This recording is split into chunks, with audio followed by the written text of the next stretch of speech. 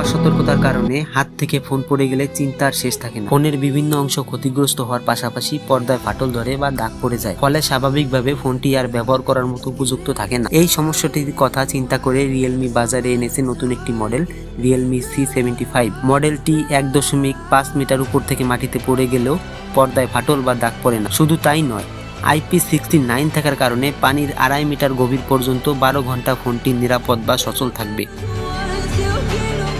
128 ও 256 gigabyte ধারণ ক্ষমতার ফোনে দাম সংস্করণ ভেদে 19,990 টাকা এবং 22,990 টাকা ধারণ করেছে।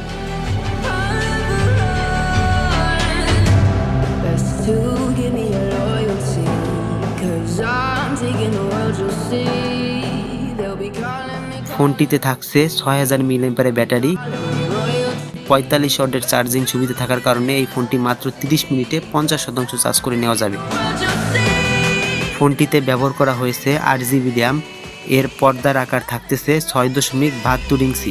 মিডিয়াটেক 92 প্রসেসর থাকার কারণে ফোনটি একসাথে অনেকগুলো কাজ করা যাবে। ফোনের পিছনের ক্যামেরা 50 মেগাপিক্সেল ব্যবহার করা হয়েছে এবং সামনে 8 মেগাপিক্সেল ক্যামেরা।